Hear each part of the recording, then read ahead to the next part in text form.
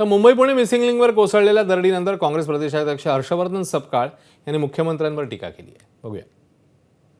मुंबई पुणे जो आपला आहे त्याच्यावर तर आपल्याला कल्पना आहेच.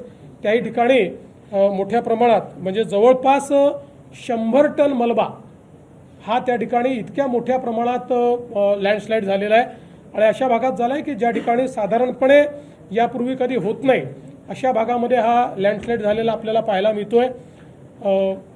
त्याच्यातलं जवळपास 70 टन मलबा हा काढून टाकण्यात आलेला आहे. स्वतःला इन्फ्रामॅन म्हणून घेणारे जे आहेत हे मुळात हे या सर्वांच्या पाठीशी जे आहे ते देवेंद्र फडणवीस आहे आणि हे सर्व जे चाललंय हे भ्रष्टाचारामुळे चाललंय आणि या भ्रष्टाचारामुळे चालत असताना महाराष्ट्राचा मुख्यमंत्री हे स्वतः डिझास्टर मॅन आहे आणि करप्शन मॅन आहे आणि त्याच्या डिझास्टर मॅन ते असल्यामुळे आणि त्यांनी वारेमाप करप्शन केल्यामुळे अशा अनेक ठिकाणी येणाऱ्या दिवसामध्ये हे चित्र बघायला मिळणार आहे. दरम्यान संजय राऊत आणि सुप्रिया सुळेंनी मिसिंग लिंकवरून सरकारला लक्ष केलंय.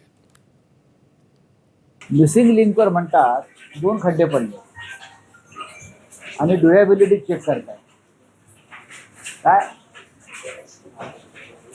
मुख्यमंत्र्यांनी जाऊन पाहावा का अवस्था अख्खा मिसिंग लिंक कोसळला. याचं कारण भ्रष्टाचार, दलाली आणि बेफिकीर.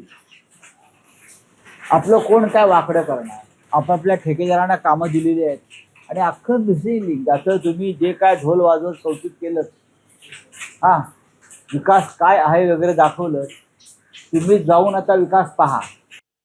एकतर महाराष्ट्राच्या माननीय मुख्यमंत्र्यांनी तातडीने एक इमर्जन्सी डिक्लेअर करावी, आढावा या सगळ्या इन्फ्राचा घ्यावा आणि महाराष्ट्राला काय सत्य आहे हे महाराष्ट्राच्या माननीय मुख्यमंत्र्यांनी स्टेटमेंट करणं अतिशय गरजेचं आहे. मी सगळ्यांना आवाहन करते, विनंती करते की जेवढा प्रवास टाळता येईल तेवढा टाळला पाहिजे. पण माझी मागणी आहे की या सगळ्या इन्फ्रास्ट्रक्चरची पारदर्शक इन्क्वायरी झाली पाहिजे. मी करप्शन आता म्हणणार नाही कारण का अजून माहिती आलेली नाही, पण जरूर ह्या इन्फ्रास्ट्रक्चरमध्ये किती पैसे खर्च झाले, सेफ्टी ऑडिट झालं का आणि जर झालं असेल तर ह्या सगळ्याचा नॅचरल डिझास्टरचा विचार केला का नाही जेव्हा या मिसिंग लिंकचा प्लॅन केला, या सगळ्याची उत्तरं महाराष्ट्र सरकारला द्यावी लागतील.